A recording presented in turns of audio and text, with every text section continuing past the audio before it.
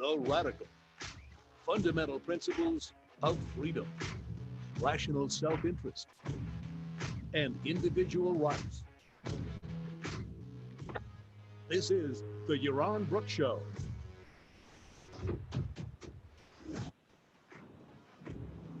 All right, everybody, welcome to Yaron Brook Show on this Saturday night. Hope everybody's having a great weekend and ready for another Yaron Brook Show. All right, now that we're well over 20,000, I think we got another 100 or so today, so we're at 20,100.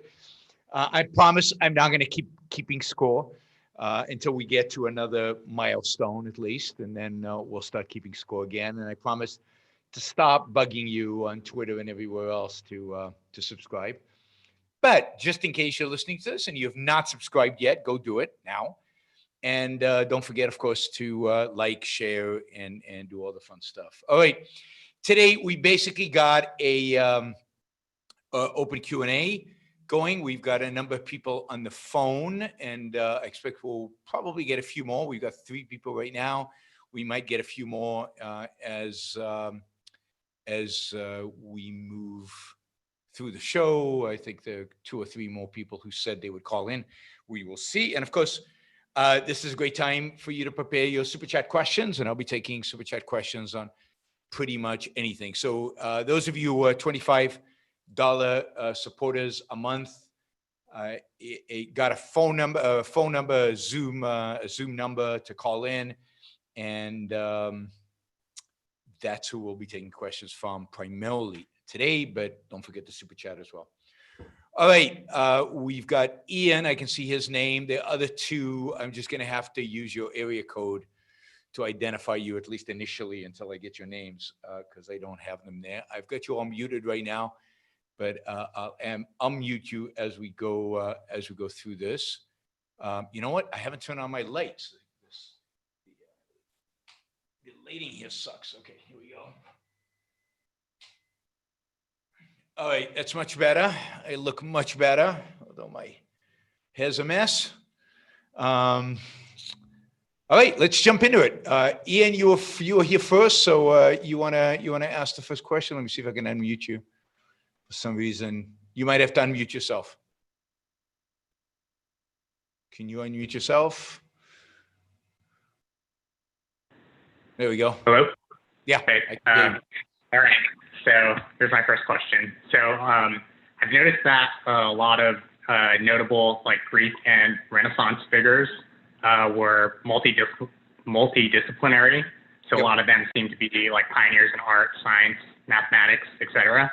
I was wondering what you think the cause of this is, and if this is a trend that's still prominent in modern industrialists and entrepreneurs. Yeah, it's a really good question. I think that it was, I think the cause of it was that these people inherently, what did I do here? One second. I screwed up something here. All right, anyway. All right, that should work. Okay, I think the cause is that these people are inherently curious and interested in a lot of topics. I think that comes from being a high achiever, and it comes from being super smart, and they're interested in a lot of things. And I think that the scope of knowledge in those days was relatively narrow. So there wasn't that much to know in science, or that much to know in math, or that much to know in any one of these other areas. And they could be almost experts in everything. They could be what came to be known as Renaissance men. They could do some science, some philosophy, some business, maybe even be an artist like Leonardo da Vinci.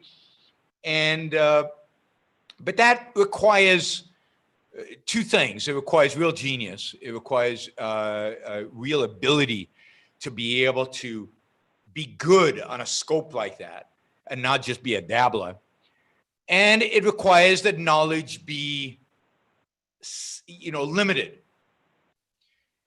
I think as we got into the 19th century and certainly in the 20th, 21st century, that has become almost impossible to be a great achiever in every one of those fields, because so much knowledge is required to know physics today that just to get to the point where you can move the discipline forward would require so many years of study, so much focus, so much energy, so much intensity, that I don't know that you would have time to paint the Mona Lisa and to write a novel and to dabble in 15 other things. So I think as we become, as knowledge accumulates one on top of the other, it builds upon past knowledge. As the pool of existing knowledge grows, it takes more and more and more to be at the cutting edge of it and then to be able to push it forward. So I think there are very few geniuses today who are real innovators in a lot of things. Now, it's still true, I think, that people who are really smart and curious and ambitious and interested in the world want to do more than the one thing that they're doing. So they are inherently curious, and they tend to be, they tend to read a lot, they tend to read widely, they tend to be interested in a lot of things, they tend to dabble in a lot of things, but they can't be great achievers in a lot of things because the amount of knowledge you need in order to achieve in any particular field is just too vast. Does that make sense? Yeah. And I guess related to that question, I mean, do you think there's still a role for the integrated generalist? Yeah, no, I mean, I consider myself one. So yes, I do think there is a role for the integrated generalist. But and I think it's important, and I think it's good for people to be interested in a lot of things. But I think you have to be careful as an integrated generalist. So the weakness of an integrated generalist is you can't be an expert in any one thing. It requires too much knowledge. So you have to recognize the fact that there are few things that you are going to be a true expert in, and that's a real hole in your knowledge. So I consider myself an integrated generalist, but I also am very cautious not to get into debates with real experts in certain areas and certain fields, right? So, or if I do, I would have to study real hard, and there'd have to be a generalist aspect to it. So you have to kind of know your place in a sense. You have to understand your strengths and weaknesses if you're going to be a generalist. You have to understand that it's definitely, there's an aspect of it that is a weakness. Right. Thank you. Sure. All right, we're going to go to area code 313. Hi, Yaron. It's Jennifer. Hey, Jennifer. Hi. Hi. I was thinking about when someone holds ideas that are really bad, like AOC is a good example of this. Yep. And people were saying, "Oh, she's stupid," and it's just sort of easy to jump to that conclusion. Do you think it's easy to think that because you can't believe someone could really think that stuff, so you think, "Oh, she must be stupid"? I think that's part of it. I don't think it's all of it. So I think that's certainly part of it. It's that, but people don't think, I don't know, they don't think Immanuel Kant is stupid, even though they disagree with him, or they don't think, I don't know, do people think Noam Chomsky's stupid just because they disagree with him? I don't know. So it's not all of it. I think some of it is that she belongs to the other tribe, and everybody belongs to the other tribe is stupid. It's not just that the ideas are on, because most of the people who automatically go, "Oh, she's stupid," couldn't defend their own positions. If you actually put them in front of a camera and start quizzing them about their own positions, like AOC is quizzed, they would fumble and they would stutter and they would have a hard time. She actually probably does a better job. So it's not that she doesn't know her positions. It's more that the way to dismiss her because she's successful, the way to dismiss her, the way to dismiss her ability to do well in front of a camera is just to say, well, yeah, she's just a puppet. She's stupid. She's just whatever, right? And not to take her seriously. Because if you took her seriously, you'd have to have answers to what she says, which a lot of people who dismiss it don't actually have. They have a feeling she's wrong and she belongs to the other team, so she must be wrong. But they can't really articulate in detail why she's wrong. So I think it's a combination of those things. If somebody's got lots of PhDs and things like that, then people hesitate to call them stupid even when they have bad ideas because they know they can't match up with them. With AOC, it's easy. She was a bartender, so she was a waitress or whatever. So she must be, I could easily take her. Well, can you? And it's intimidating, that thought of could they? Yeah. Well, what if, can it happen though that the person really is stupid? And how could you necessarily tell? Yeah, there are lots of stupid people. I mean, there are lots of stupid politicians. All you have to do is watch some of the House, discussions or the Senate discussions, or just watch some on television. And you can see they're stupid. You can see they give canned answers. They can't improvise on the spot. They don't know anything. Even the ideas that they hold, they can't really defend them, even on their criteria. But I don't think AOC is stupid.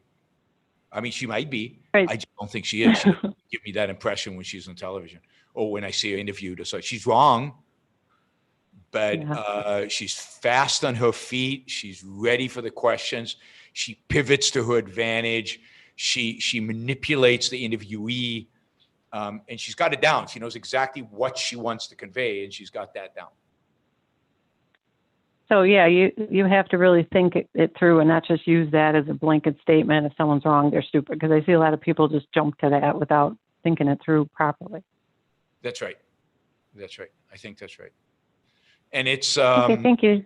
Sure. Hmm. All right. Thanks. Hey, thanks, Jennifer. 917. Bye.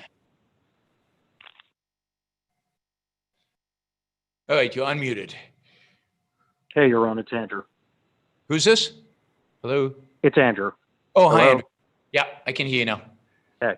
All right. Oh, Jennifer went. It's actually... Sorry? Go ahead. I just noticed. Okay. Yeah, go ahead. I wanted to talk about an issue I think a lot of objectivists struggle with, which is hostility towards other people because of politics, and particularly with the engagement of social media. And I've thought about this because I've struggled with it. And I think, I've observed certain things that you've said about this, because I think people really, and maybe you underestimate this, kind of marvel at your ability to deal with really negative subjects on a regular basis and to still, maintain a benevolent sense of life. Yep. And you've answered a question in this regard before and provided a philosophical answer that I think, is basically that you do focus on your values, and that's what's important to you, and that's the priority to you. So, when you're not focusing on these negative issues, you're pursuing your values, and that's really important for any objectivist to understand. But I also think that there's a psychological point here that kind of, I think, is operative, which is this, and it deals with perfectionism. Rand emphasized that one needs to be able to correct their own contradictions. And she said, if you don't correct your contradictions, you're going to mentally deteriorate. Now, I've also heard you say on this program that, one of the reasons I think you're able to speak about so many subjects is you're not afraid of being wrong. Yep. And, you hear from your colleagues and Greg Salmieri and Ankar and stuff, and you welcome them correcting you if they hear you saying anything being wrong. And I think that's really an important aspect of your psychology, that you don't have this anxiety about being wrong. I think it also goes to one of the previous questions about being a really good generalist. I think one thing that allows somebody to be a really good generalist is they're able to allow themselves to think without the anxiety of being wrong. And I think having that anxiety comes from the ability to correct your contradiction. So if you did identify a contradiction, you have this capacity to correct it later on. So it's not so anxiety provoking, oh, I got this wrong. And it's not undermining of your self-esteem, right? The fact that you have to correct and that's an important psychological point, that it's not, the fact that I'm wrong doesn't cause me to question my value or my ability to live on earth, which is what self-esteem captures, right? Right. I mean, I think that's really the key to it, which is that somebody's self-esteem is not being subjected to a perfectionistic standard. Absolutely. Because if somebody's self-esteem is subject to that, they're going to do anything to protect their self-esteem, which means that they're going to actually protect contradictions. Yes. And I think that what I experienced too in being able to integrate this and work on it myself is that, you know, when we as objectivists learn everything we learn, and then we face the culture on social media and everything, and just the massive amounts of contradictions that are out there that people are espousing. I think this psychologically, if you don't enable yourself to be able to correct your contradictions because of this self-esteem error, what I noticed that I experienced this I think your consciousness wants that capacity really badly. You're denying it what it needs, which is to be able to correct its contradiction. It needs connection to reality, and you're denying it truth. You're denying it connection to reality. You're denying the virtue of honesty. Right. And then when I think you interface with other people's contradictions, you get this danger signal, which I don't actually think is inductive. I think it is a psychological error in response to other people's contradictions, that it's just like, it drives you crazy that they have this contradiction. And you also experience, and I think this might go to the previous point, you experience that people are lying. You know, like they're consciously getting it wrong because you've denied yourself the potential of an honest contradiction. Now anybody else who has a contradiction is lying, and that sets off your danger signals. And I think all of this just creates this, you know, there can't be any innocent contradictions to you anymore, you know, and all of this creates this just, I think, neuroses that makes people very unhappy, particularly objectivists, because, you know, we do have the right philosophy, we have the right politics, we have the right morality. You're going to have to go into this culture and face this massive amount of, you know, not to say any of us are perfect, but our stuff is right intellectually. And you have to be able to face a lot of things that are wrong and not become emotionally tormented by it. So I just wanted to put that out to you and kind of get what your thoughts were on that. I mean, I think that's right. So I think your own inability to face your own contradictions and fix them and deal with them makes it harder for you to deal with other people's contradictions. And in a sense, what happens is that when you discover their contradictions, it poses a threat to you. And I think there are many respects in which, because of self-esteem, because of one's willingness to fix and correct and be honest and face reality as it is, the key here is that somebody else's error or somebody else's immorality or somebody else's contradiction is not a intellectual threat to me. It could be a material threat to me, right? They could come at me with a gun, or they could come at me with the government, or they could come at me with the police. But they're not an intellectual threat to me. I'm not risking my knowledge. They can't actually undermine what I think. They can't challenge. If I'm committed to the truth, then their error is not a challenge to the truth. If I'm committed to fixing any error I have, their error is theirs. Yeah, whether error is moral or just a factual, whatever it is that's causing them to be mistaken is not a threat to me. It's not a threat to me intellectually. And that's why I see these people like this woman who does the white fragility. And there's only so, I can only get so emotionally upset or threatened by it. I'm threatened by kind of the movement and what it does to the country.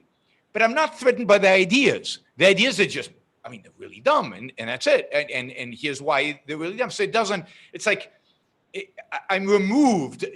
There's no emotion about the ideas threatening me. What upsets me is that the ideas are threatening other people and ultimately are threatening me indirectly through them changing the culture that's going to impose this nonsense on me.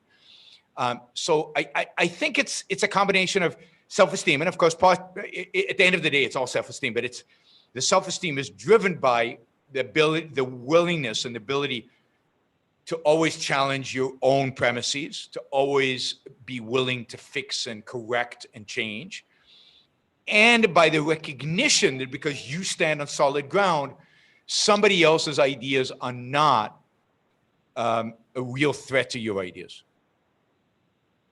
Right. Yeah, So, I think the point about, you know, and you brought this up before on previous shows, of knowing what you can control and what you can't control. exactly. You really, I don't think, can experience that. That's a very freeing thing. Yep. To know Now, that you of course, don't Ayn Rand control. talks about that, right? She talks about what is metaphysical and what is man-made, and what's in your control and what's not in your control, and how important that is. How important that is to healthy psychology. You cannot have a healthy psychology if you're constantly trying to change, which is not changeable, and doing that or getting upset by that which is not changeable. And doing that is a manifestation of a primacy of consciousness, right? And that of course has. And I think we all want to change the culture, right? But like, if I thought about it with Ayn Rand, I mean, she wrote Atlas Shrugged and everything was fresh, and she had these new ideas and they were pumping through the culture, you know, fresh. And yet she didn't have control over the circumstances. Like the 70s happened, and Jimmy Carter happened, and gas lines happened. All sorts of terrible stuff happened during her lifetime. She didn't control. The hope is to affect change, but, you know, but you have to be real about the amount of control you have. Exactly. You have to know how much control you have. Exactly. Good. Thanks, Andrew. Right. We've got Denise. Let me unmute Denise. Whoops. You might have to unmute yourself. For some reason, my unmuting you doesn't work. There you go. Can you hear me? Yes, I can hear. Oh, great. I didn't know I was signing up to be on, but I do have a question in mind. Okay. So I was born in '59, so I was becoming aware of cultural issues during the 60s and 70s. And what is now referred to as racism or bigotry was called prejudice. Now, do you think there's kind of a reflection on our culture now that we don't even refer to the term prejudice, to the mistake that's being made? It's just assigning a... Yeah. You know, I don't know. I mean, it's a good question. I haven't thought about it. I mean, you've got a number of kind of words there. You've got prejudice, discrimination, racism, which is a particular form of prejudice and a particular form of discrimination based on race. But I don't know. I mean, I think what's happened today is that racism has become meaningless because they think everybody's inherently racist. And of course, the people who are most upset by racism in the culture, who make the most noise about it, are indeed racists, but just in the opposite way in which we're typically people think of racism. So I think racism has lost its meaning, and that's what they like about it, right? They can fit it with anything they want, Right.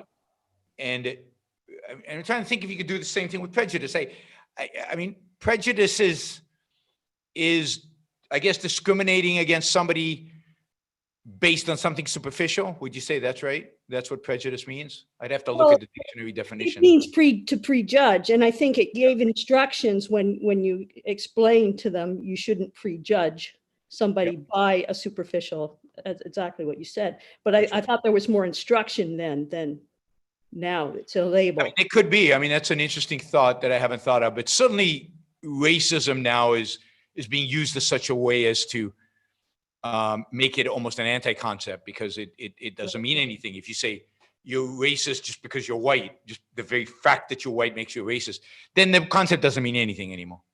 I agree. Yeah. Great. Thanks, Denise. Let's see. I'm gonna do a couple of super chat questions, and then we'll go back to Ian. What are your thoughts on a border wall to keep conservatives out of our Facebook groups and your YouTube stream chat, make objectivism great again? I assume that's a joke. There's no way to do that. I don't want to have an ideological test. Just like I don't want to. The whole point of having a YouTube channel is to get people who I disagree with to listen to me and to hopefully change their mind. Now, those who are real racists and really obnoxious and just trolling, then I think it's a good idea to block them. And I'm going to get more aggressive in doing that in the future. And I've done some of that in the last few days. But yeah, you want lots of different people so we can change lots of different minds. All right. Have you read William Gibson's Neuromancer? Started with cyberpunk genre, sort of coined the term cyberspace.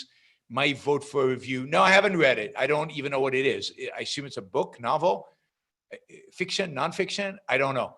I guess I'll look it up, but no, I haven't read it, so I can't review it.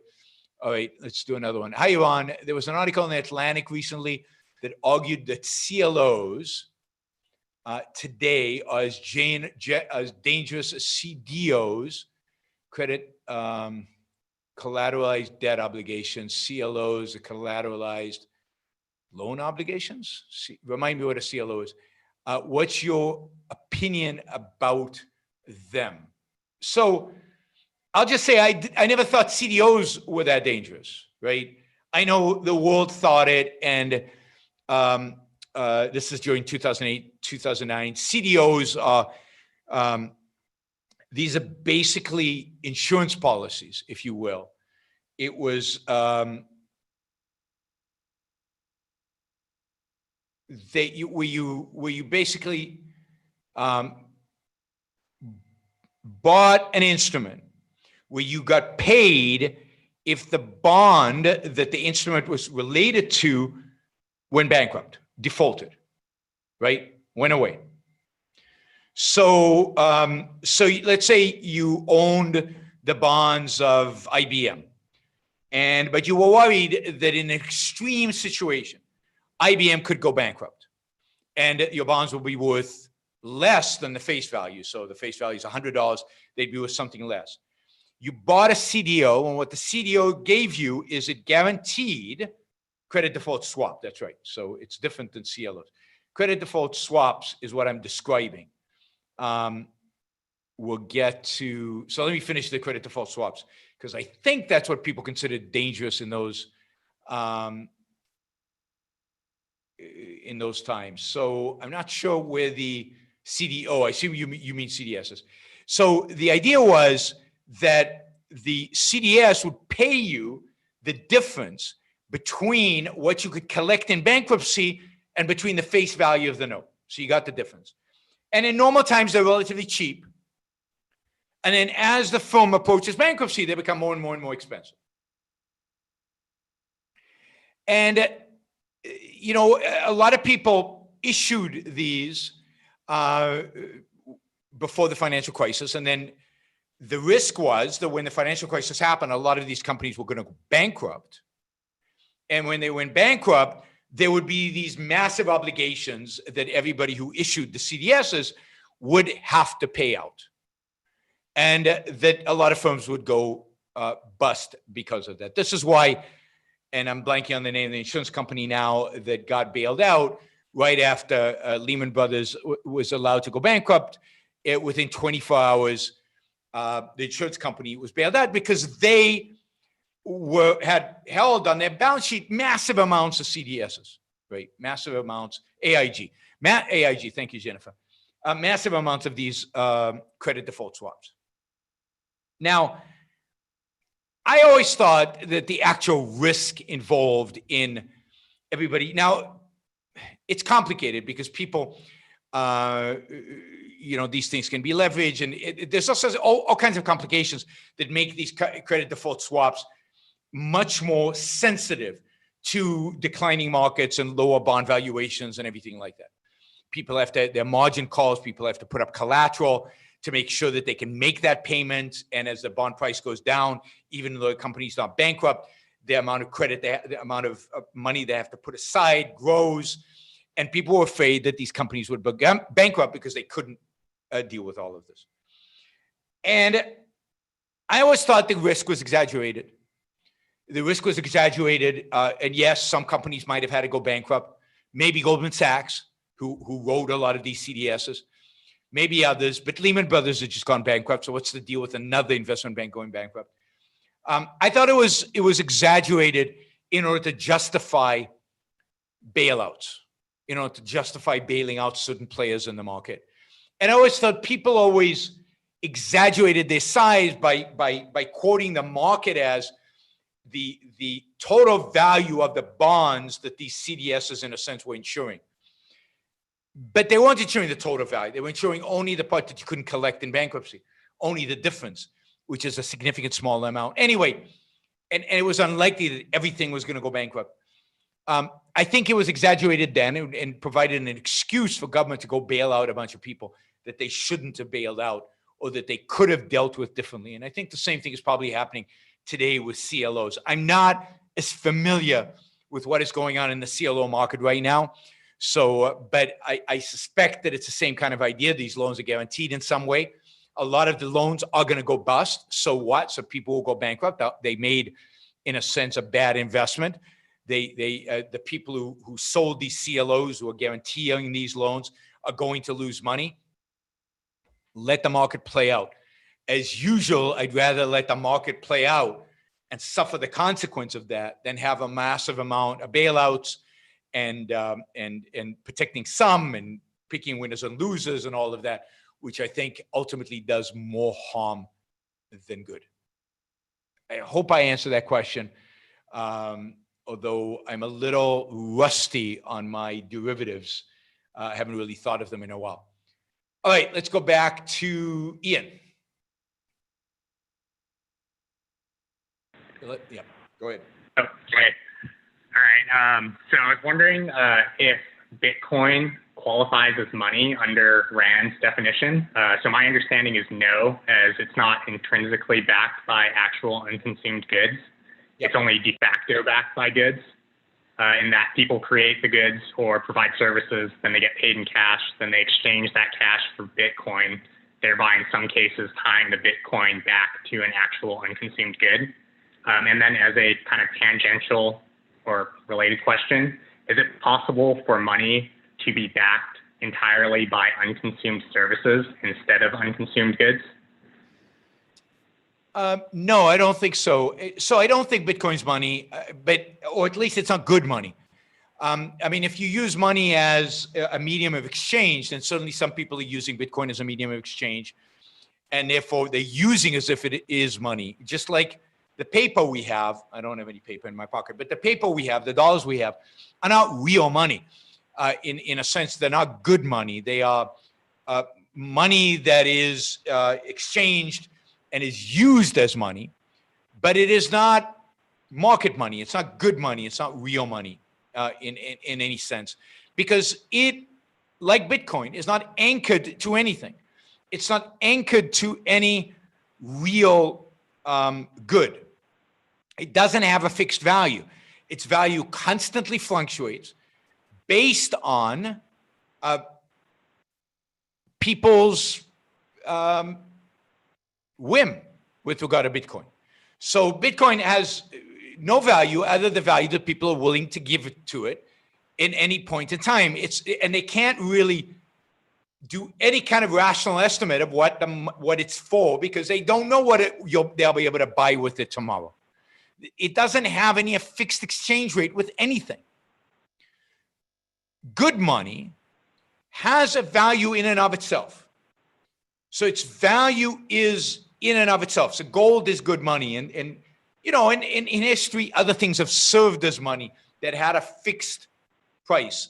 Services, the problem with services, again, is that they're amorphous. They're not, you know, it's not clear what they are. And if they go away, they could go away tomorrow, right? Somebody could stop offering the service and it's gone.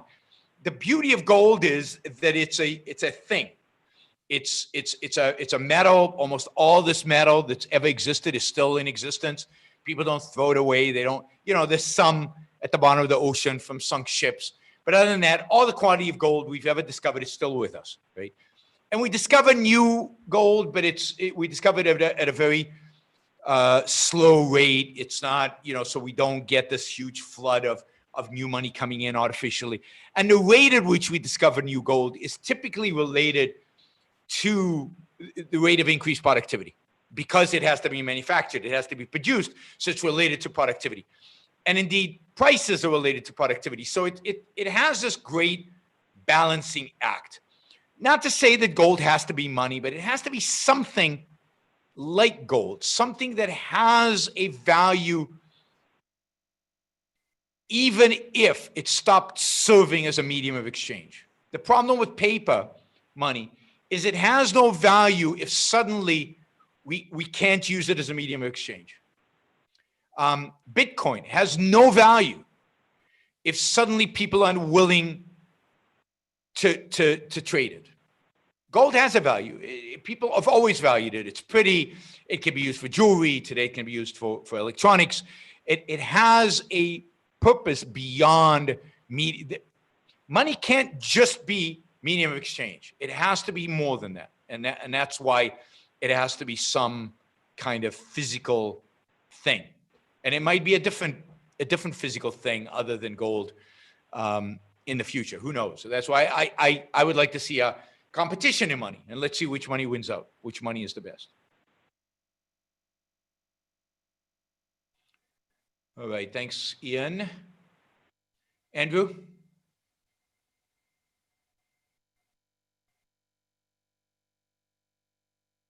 Somebody says the price of gold fluctuates, but it only fluctuates relative to the dollar in a sense.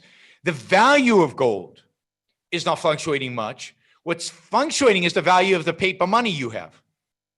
So when people say gold has gone up in value, no. What's happened is the dollar has gone down in value, not gold has gone up in value.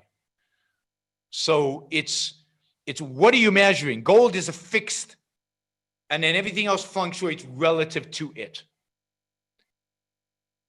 All right, Andrew. Hi. Hey. I wanted to ask you about what you think is a proper approach to teaching slavery in connection with the founding of the country. And, you know, a lot of talk about this 1619 project. Yep. It really just doesn't, I think to me, you know, one of the issues is intent. Like, obviously we know that popular phrase of those who don't know their history are condemned to repeat it. Mm-hmm. And there's truth to that. But is our intent knowledge, or is our intent to shame and guilt people for the past wrongs that they had nothing to do with?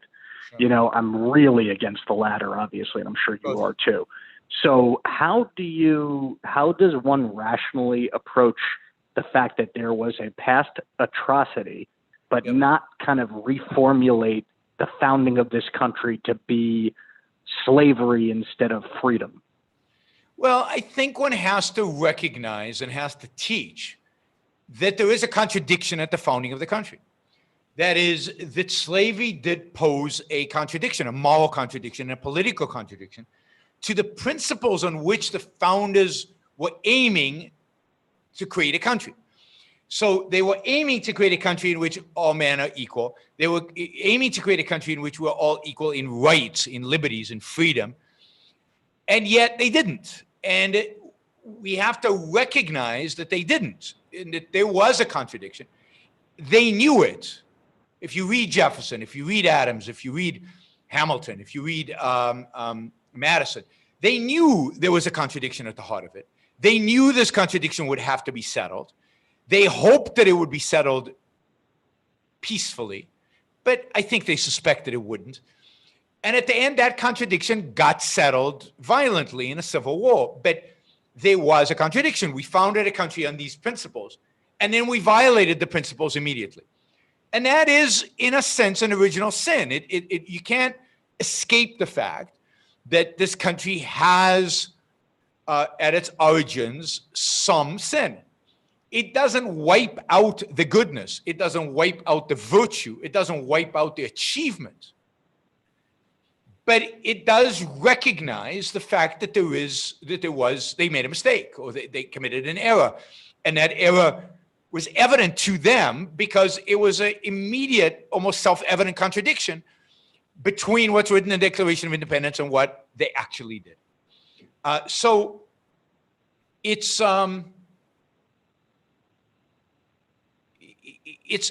problematic. One has to understand it in the context of the time. That is, we wouldn't have had a constitution if they hadn't made that compromise. We wouldn't have had a country, probably, if they hadn't have made that compromise.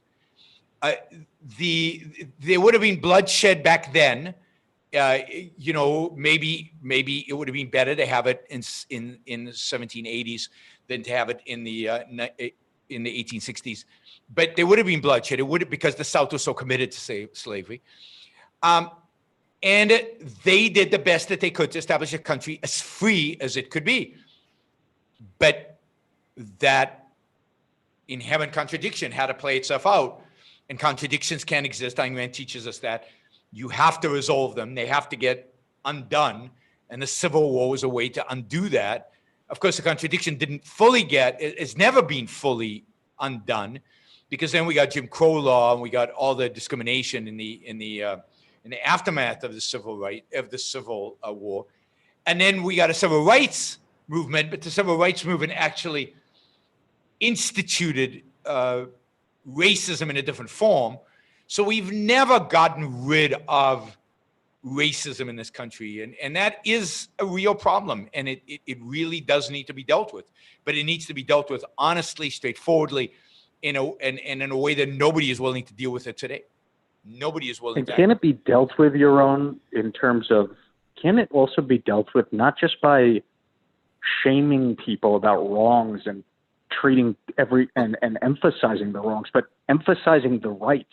Well, the absolutely. Correct thing. So it's not about shaming. It's about recognizing errors. It's about recognizing moral failures. It's about recognizing what actually happened. It's not about shame at all. And then recognizing the fact that in the Declaration of Independence, in the founding of this country, you set in place the ideas and the institutions that made slavery eradication possible in the 80 years that followed, whether it was the British eradicating slave trade in the early 19th century and then ultimately the Civil War, which eradicates. So the founding of America is this amazing, magnificent, beautiful thing, among other things, because it makes possible ideologically and existentially, it makes possible the eradication of slavery for human existence. And ultimately, it makes possible all those movements, including ultimately, women's emancipation, all of those movements that actually bring about equality before the law and equality of rights, because that's the foundation. And even though they compromised on the foundation early on, by building that foundation, they made it possible later on to fulfill that promise, or at least to move in that direction. Right. All right, let's do a couple of super chat questions. is the reason Silicon Valley isn't very regulated, because what they produce is too complex to be controlled, or because Ayn Rand's influence has inspired a generation of entrepreneurs to get around controls. It's interesting. I think it happened too fast for the government to figure out how to control it. And then places like California became too dependent on it financially to want to destroy the golden egg. You know, to some extent, they're working on it now, but it took them time. So I think what happened is that it also came into existence, if you will, the tech world came into existence in the 1980s, in the 1990s, in an era of deregulation, in the Jimmy Carter, Reagan, Clinton era, which was an era of deregulation. It was an era of reduced regulation. I think if it had come before or after, it would have been much more regulated. But it came at a period where there was general inclination of low regulation. It happened very quickly. It happened very fast. Nobody understood the consequences. Nobody understood where it was heading. Nobody understood what was going to happen. And the regulators just couldn't catch up. But they're trying to catch up now. So we're seeing it now. We're seeing antitrust apply to it in a way that even 5 years ago was unthinkable. And we're going to see, no matter who gets elected in November, we're going to see a big push to regulate tech in the future. And of course, parts of tech are heavily regulated. Because if you consider biotech a part of tech, that's heavily regulated, always has been. Because it belonged to a general category, which was better understood by the politicians, and it had been regulated decades before, and they'd already had an alphabet soup agency ready for it. Right? If you think about even Silicon Valley benefited from the relative, I won't see deregulation, but re-regulation. Dramatic changes in regulation that happened in the telecom business in the 1980s and 1990s. There was the 1980s, the breakup of AT&T, and then a bunch of deregulations there. And then in 1994, there was a big telecommunications bill that really benefited technology. So it was an era of deregulation, but that is all reversing.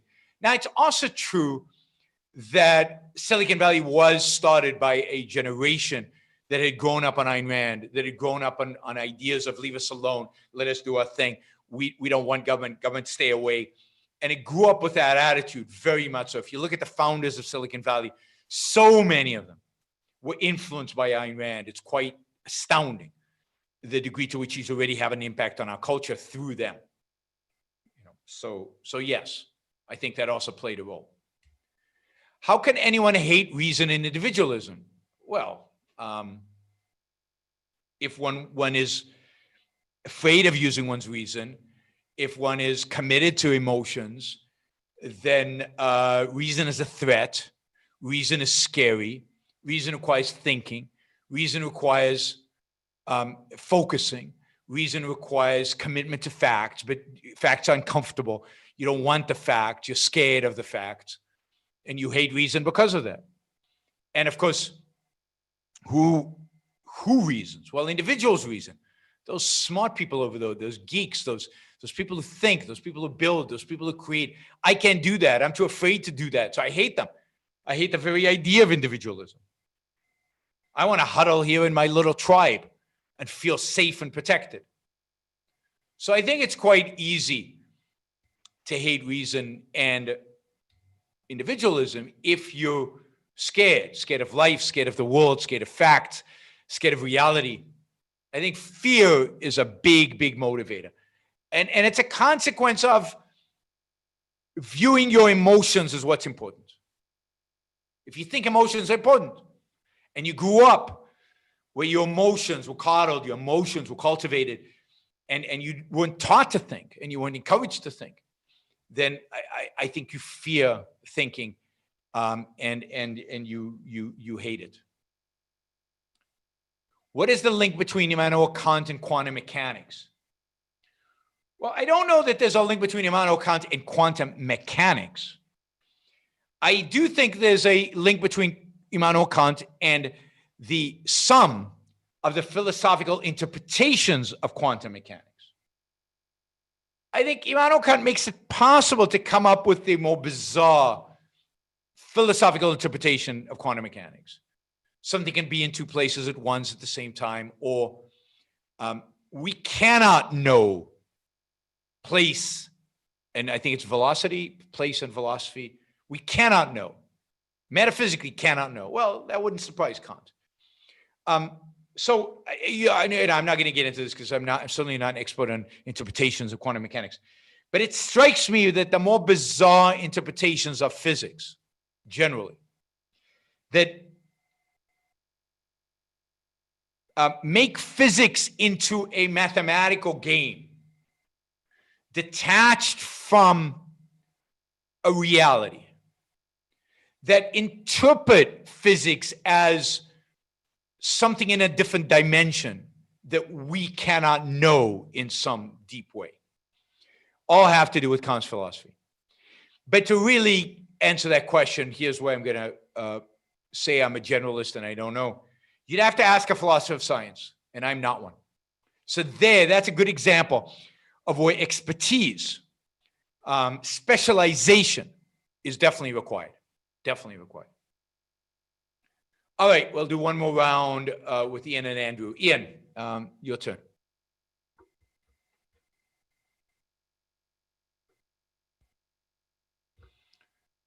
Let's see, still muted.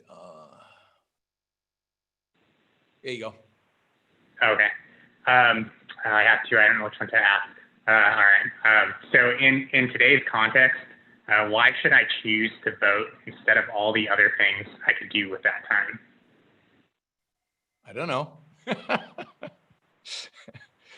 I'm not going to get on here and say it's super important to vote because I don't believe that. I don't think it's super important to vote. Okay. I think that voting is, is more an issue of integrity. You believe in certain things. You want to play them out. You want to take a stand on a particular issue, and voting is the way in which we take a stand. But the fact is that any one of us voting in any particular way doesn't change anything. Your vote is one in millions of votes, and it doesn't matter. It's very, very rare where your vote on pretty much anything will matter. So the real issue of voting, I think, is an issue of integrity. You believe in something, you follow it through, you vote based on your beliefs. So what happens when the people don't represent your beliefs at all? Well, then I think that it's not that important to vote, because your vote doesn't make that much difference in terms of what happens in the world. And you're not really taking a stand because you don't agree with either one of the candidates at all. Then why bother? So I've had several elections where I've not voted because both the evils were evil, and there was no reason for me to choose. My vote didn't matter. Last election I was living in California. California was going to vote for Democrat no matter what I voted. That was going to go to Democrat. So why bother? Now I go and vote because I care about some of the other items on the ticket. My vote has more influence when it comes to House representatives or even to the Senate than it does for the presidency, particularly again in California. So I vote on the things where I think I can have influence, where I think somebody more closely represents my point of view. But when both candidates don't represent my views at all, and when my vote doesn't matter at all, I'm not going to vote. And I haven't. And I won't. It's not a duty. It's not a commandment. It's not a civic responsibility. You have to decide. And indeed, under laissez-faire capitalism, I think most people wouldn't vote most of the time. It wouldn't be that important. I think the whole idea that voting is so crucial is a sign of a mixed economy where the government is involved in every aspect of our lives. So we better get the politicians right because they're so involved in everything we do. We better vote the right guys in. But of course we don't, because that's how we got a mixed economy to begin with, because we abandon principle. Why would we adopt principle suddenly now? So, I just don't think it's important. I don't think politics, in a sense of candidates and these candidates and those candidates and running who against who and who's going to be the VP and who's going to, I don't think any of that's important. I think it's all a waste of most of our time. The people who are going to get elected are going to get elected. You're not influencing that process that much. And, you know, it's much more important to think about what can I do if person X get elected to not let them damage my life too much. So you have to play defense. And you have to predict who's going to elected and take actions to prevent them being elected, damaging your life. That's it. All right. Thanks, Ian. Andrew?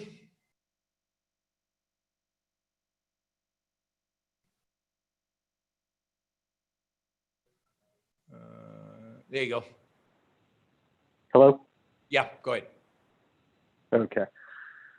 One of the points that about these protests, the BLM protests, and everything that I'm kind of seeing as a trend here, which is the cell phone video of police using retaliatory force.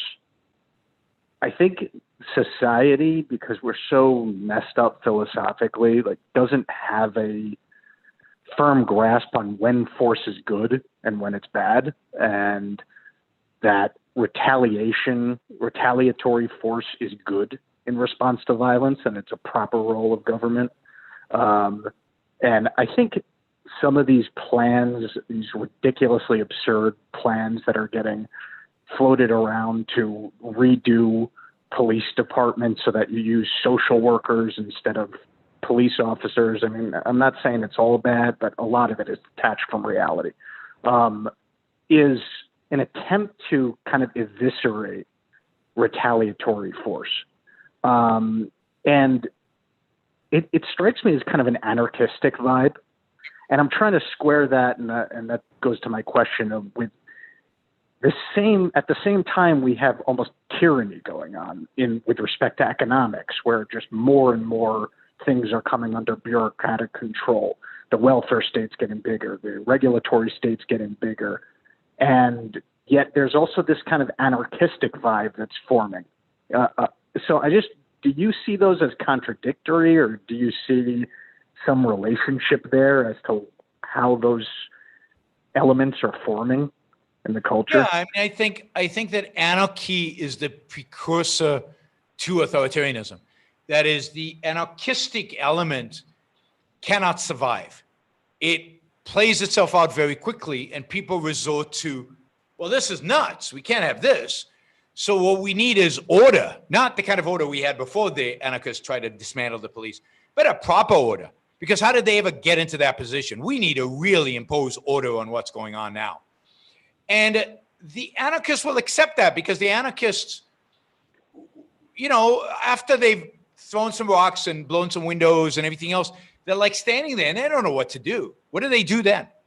Okay, we broke another window, and I break another window, and I break another window. But at some point, they're going, okay, but what now? And then they're completely open to the Fuhrer telling them, here's where we can break more windows on a grander scale, where you can do something much more important. And that's the call of authoritarianism. So it's no accident that Nazi Germany comes after the anarchy of the Weimar Republic, right? And after there are demonstrations in the streets and riots and, you know, violence and anarchy, right?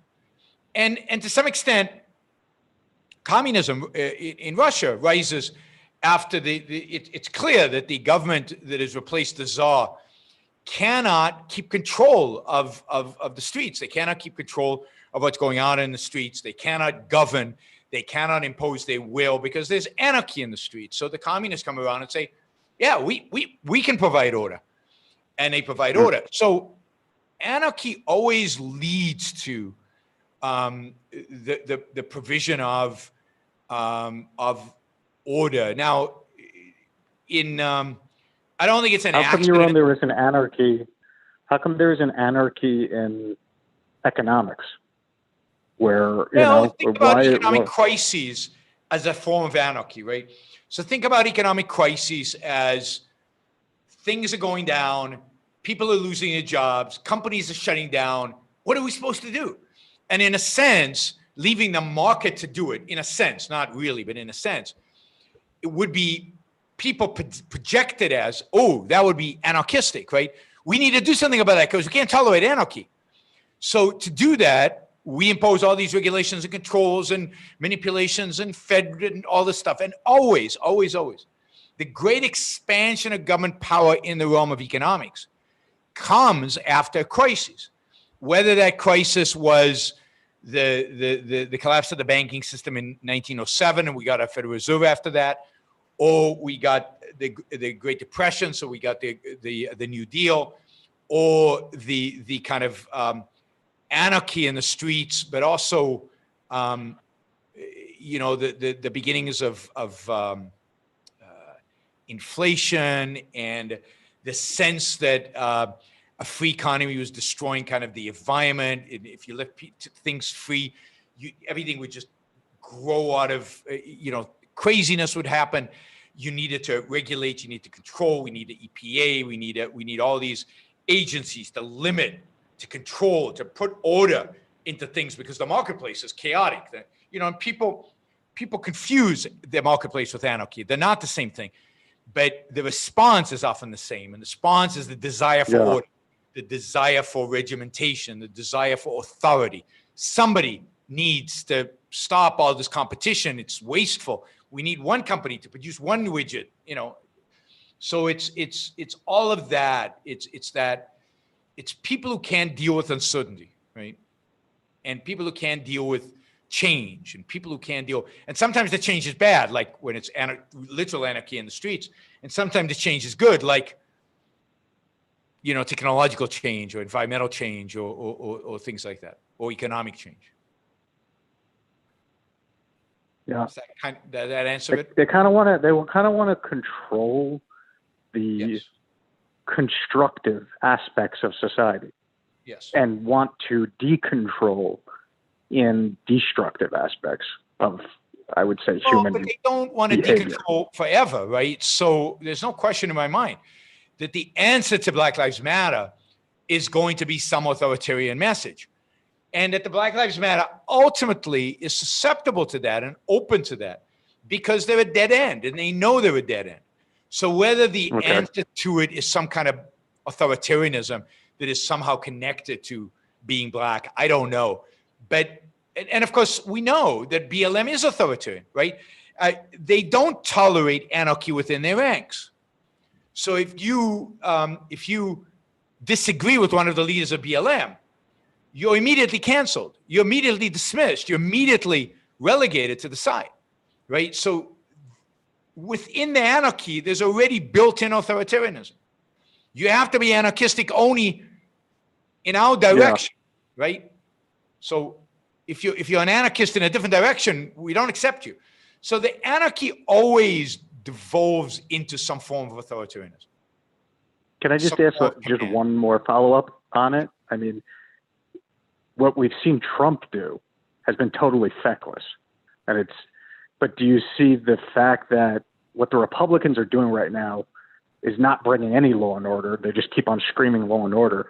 But does that lead to a worse, because what you're saying is it goes towards even greater kind of a more strongman authoritarianism? Is it like people look at that and say, well, they're feckless, we need a really bad strongman? Yeah, I mean, if Trump loses this election in a landslide, which is possible, I don't know that it'll happen, but let's say it happens, Trump loses in a landslide. The lesson the Republicans will take from that is not, we should have never elected Trump, we should have shifted to we return to the old line. Their lesson will be, Trump was too weak. What we need is a strong nationalist. What we need is somebody strong who's law and order, strong anti-China, strong anti-trade, strong anti-all this. We need a Trump on steroids. They won't say we need somebody completely different from Trump. They'll say what we need is a Trump who isn't a wimp. That's what they'll say. And that'll move us in that direction because the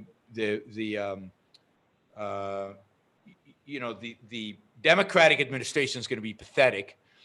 And people are going to turn to the Republicans and say, okay, what's your alternative? And the alternative will be somebody stronger, somebody with similar ideas to Trump, but much stronger and much more aggressive and much more charismatic and powerful.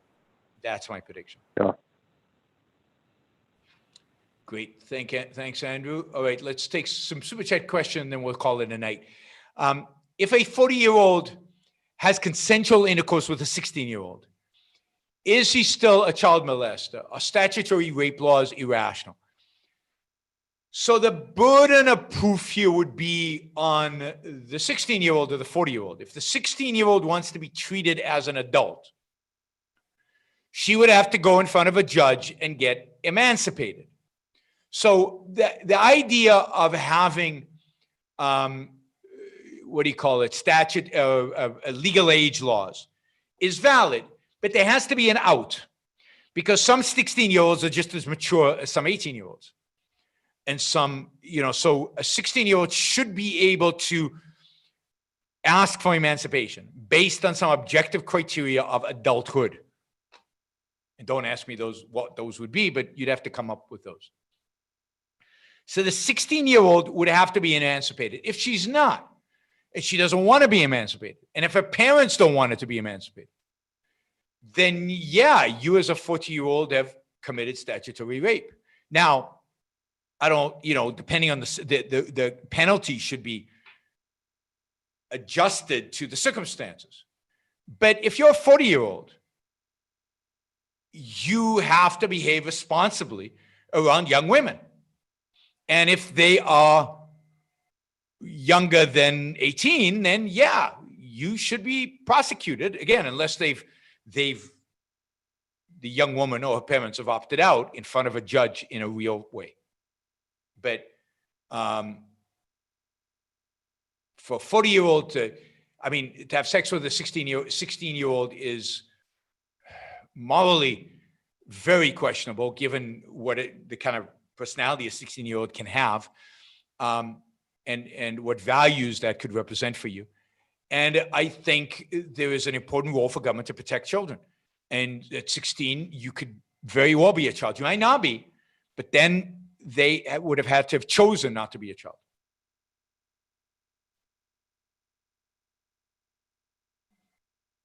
No, a 16-year-old is not as mature as a 40-year-old. And therefore, what's a 40-year-old looking for in a 16-year-old? So morally, but legally, the government's job is to protect children. And legally, a child, she would be somebody 16 years old, which would be considered a child, unless they sought emancipation.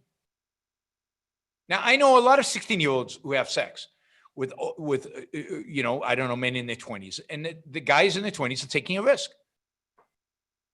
And I don't think it's a risk worth taking.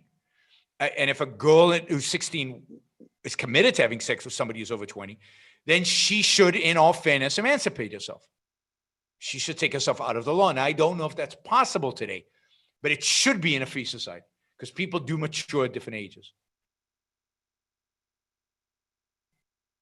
So I don't think a 16-year-old should be de facto, and I don't know what the age should be, but there should be some age under which you should not be considered an adult unless you went in front of a judge and demanded to be considered an adult. Which means that you applied to be emancipated from your parents. If I dislike someone that shows no generosity, does this imply that I think generosity is a virtue? And if I think generosity is a virtue, does that contradict the idea that selfishness is a virtue? No and no. A yes and no. So yes, if you dislike somebody that shows no generosity, and you understand why, and then it means that you hold generosity as a virtue. But generosity is a virtue. It's just a minor virtue, right? It's not an important virtue. There are lots of things that are virtues that don't rise to the level of the 7 virtues in objectivism. And somebody being generous, it depends on the context, right? You can be generous, and it's nice to be generous. It can be a virtue to be generous, if you're not sacrificing through your generosity. if your generosity is targeted at something, some value that's going to bring you pleasure, going to give you satisfaction. So generosity is one of those virtues that it can be a virtue, but it can also be a vice. It depends why you're doing it. That's why this is just a minor issue. It's not a major virtue. So it depends why you're doing it. If you're doing it out of a sense of duty, any virtue you do out of a sense of duty is then not a virtue. Or are you doing it out of a sense of true benevolence and out of a sense of real pleasure and out of a sense that you will get something in return? So, but I think you really have to ask yourself, should you dislike somebody because they show no generosity? How important is generosity? Why is it so important to you? What is the context of this generosity? What does it say about this person that they're not generous? What does it say about you that you don't like them because they're not generous? And you have to really analyze the full context of what's going on. It's not enough to say he's not generous, I don't like him. You have to think about, what is it about it? In what context is he not generous? Is he generous in other contexts? It's complicated to make these kind of judgments about people and judgments about virtues. You need context. You need to know a lot more than what the question suggests. Do truly evil people deep down want to die? Why don't they just commit suicide? They do, in a sense, deep down want to die. But they also don't want to, or they don't have the courage to, or they don't know that they want to die. They don't necessarily know that that's what they want. That's the implicit, that is the choice they've made, in a sense, by being evil. And they might never recognize it. Indeed, people who recognize the extent of their own evil often do commit suicide. People who recognize the extent of their own evil often go crazy, often go mad. So it is psychologically deep down a wanting to die, but not bringing it to consciousness, and therefore not actually doing it or not having the courage to do it. Isn't wanting to defund the police just nihilism? These people could care less about ending racism. What they really hate is order, which is what law enforcement represents. Yes, it's pure nihilism. They hate order, they hate the rules, but they're triggered. And what gives them legitimacy, in quotes, is that police behave badly sometimes. I don't want to dismiss that, right? But the solution cannot be, let's do away with the police and have anarchy in the streets. That's pure nihilism. That's pure evil. And it's pure nuts. And again, it's not that they hold it as such. It's that they hold a false view of man. I gave you that if you watch the show on that I did where I talked about defunding the police. I talked about the fact that there's this Rousseau-inspired idea that if you take away these institutions that cause us to be bad, like the police is an institution that causes people to commit crime, according to this logic, then people behave well and are good and they don't need the police. But that's just crazy. Detached from reality, unmoored. But that's when you read, like one of the founders of Black Lives Matter considers herself a abolitionist, a police abolitionist. She wants to abolish the police. And she talks about the fact that people ask her, what about crime? And she says, well, crime, once you take out the institution of police, she implies, she never quite actually says it, she implies that crime would eliminate itself, would go away. And that's complete detachment from reality. That's complete evasion. And yes, it is, I think, deep down motivated by nihilism, which is deep down motivated by hatred of the world and life. All right, somebody asked, what is the date of the debate with Andrew? It's not going to be a debate, but it'll be a discussion. That'll be June, I think it's 5th. I think it's Sunday. It's next Sunday, not tomorrow, the following Sunday, right? I'm not sure yet exactly what time. I'll let you know later in the week. It's going to be, June 5th. All right, cool. Thanks, everybody. Thanks for being here. Thank you, Ian, and thank you, Andrew, for the support. And thanks for participating in the live Q&A. Thank you to all the super chatters today who asked questions. And I'll be on tomorrow sometime in the afternoon. I'm not sure what the topic will be, but I'm sure I'll come up with something. See you all tomorrow. Have a great night. And don't forget to like, to share, and to subscribe, and of course, to support the show. And of course, if you want to participate like Ian and Andrew, if you support the show at $25 or more a month on a regular basis, you'll be invited to participate in the live call-in segment of the show. And we do that once a month. Thanks, everybody. I will see you all